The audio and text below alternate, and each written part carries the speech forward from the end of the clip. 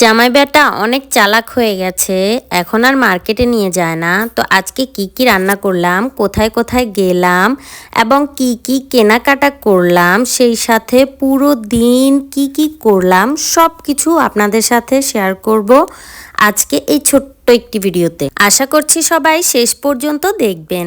Hello everyone, আসসালামু আলাইকুম। I hope সবাই অনেক অনেক বেশি ভালো আছেন। আমিও আলহামদুলিল্লাহ অনেক বেশি ভালো আছি। তো আজকের ভিডিওটা আমি কিন্তু আগের দিন রাত্রে থেকে শুরু করেছি। সকালে উঠতে অনেক বেশি লেট হয়ে যায়, তাই আমি আগের দিন রাত্রেই মাংসটা রান্না করে রাখছিলাম। তো আমি এখানে গরুর মাংস রান্না করার জন্য সবগুলো মশলা একসাথে ভালোভাবে কষিয়ে নিচ্ছিলাম। আমি এখানে পেঁয়াজ রসুন আদা বাটা দিয়েছি আর সবগুলো গুঁড়া মশলা দিয়ে ভালোভাবে কষিয়ে নিচ্ছিলাম পানি দিয়ে হালকা। গরুর মাংসটা বেশিরভাগ হাত মাখাই রান্না করি, কিন্তু আজকে মনে হলো এভাবে রান্না করি, তাই এভাবেই করা হচ্ছে। তো আমি গরুর মাংসটাও এখানে দিয়ে দিলাম, দেন হচ্ছে একসাথে কষাতে দিয়েছি। তারপরে এগুলো ভালোভাবে কষানো হয়ে গেলে আমি দিয়ে দিলাম আলু, গোল গোল করে টুকরো করে কাটা আলুগুলো দিয়ে আমি হচ্ছে আবারও ভালোভাবে কষিয়ে দেন হচ্ছে পানি দিয়ে দিলাম। এই তো আমার রান্না হয়ে গেল গরুর মাংসটা।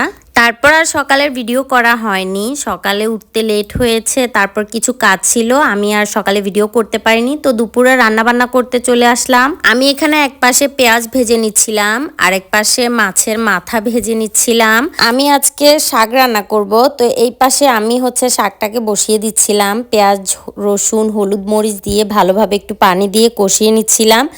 কষানো হয়ে গেলে আমি হচ্ছে শাকগুলোকে, মাছের মাথাটা দিয়ে দিলাম, তারপর শাকগুলোকেও দিয়ে দিলাম একসাথে, সাথে আলুও দিয়েছিলাম। তারপর এটাকে ভালোভাবে রান্না করতে আমি অন্য এক চুলায় দিয়ে দিয়েছি। তারপরে এই পাশে আমি মাছ দু পেঁয়াজা করব, সেজন্য আমি এখানে পেঁয়াজগুলোকে ভালোভাবে ভেজে নিচ্ছিলাম। তারপর এখানে পেঁয়াজগুলো ভাজা হয়ে গেলে আমি এখানে সামান্য পরিমাণে হলুদ মরিচ হালকা একটু পানি দিয়ে কষিয়ে আমি হচ্ছে মাছগুলো দিয়ে দিচ্ছি।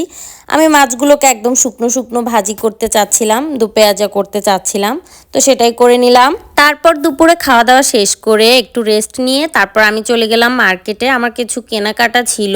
এখানে গেলে এত সুন্দর সুন্দর জিনিস দেখে আমার তো পুরো মাথাই খারাপ হয়ে যায়। জামাইকে নিয়ে আসতে চেয়েছিলাম, বাট জামাই তো অনেক চালাক হয়ে গিয়েছে।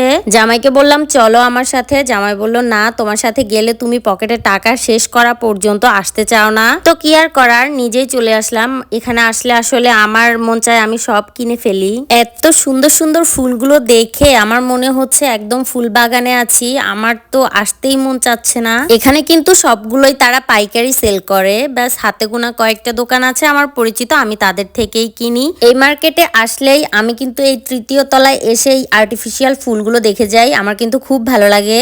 এত সুন্দর সুন্দর জিনিস। তারপর আমি আমার প্রয়োজনীয় যা লাগে তা কিনে নিলাম। আমি হচ্ছে এই চুলাটা নিলাম, একটা প্যান নিলাম, তারপর আরেকটা জিনিস নিয়েছি, এই ছোট্ট ছোট্ট কিউট কিউট দুইটা কাপ নিয়েছি। একটাতে হচ্ছে ওয়াইফ আর একটাতে হচ্ছে হাজবেন্ড, এরকম একটা নেম লেখা ছিল, এটা আমার কাছে খুব ভালো লেগেছিল। দেন আমি এগুলো নিয়ে নিলাম। তারপর হচ্ছে আমি আমার একটা পার্সেল প্যাক করছিলাম। আপনারা হয়তোবা জানেন না, আমার কিন্তু একটা বিজনেস পেজও আছে। তো এগুলো আসলে একটা আপুর অর্ডার ছিল। আপু হচ্ছে নতুন পেজ ওপেন করছে, নতুন বিজনেস ওপেন করছে। তো আমার থেকে একসাথে অনেকগুলো জিনিস নিয়েছিল। এখানে অনেকগুলো শাড়ি ছিল, তারপর হচ্ছে অনেকগুলো হিজাব ছিল, মেকআপ, চুড়ি, অনেক আইটেম, অনেকগুলো আইটেম নিয়েছিল। আমি আসলে রাতে সব কিছু প্যাক করে ফেলেছিলাম, গুছিয়ে ফেলেছিলাম। তারপরও ভাবলাম আপনাদের সাথেও একটু শেয়ার করি, উপর থেকে যা যা নেওয়া যাচ্ছে বা যা যা দেখানো যাচ্ছে সেগুলোই দেখাচ্ছি।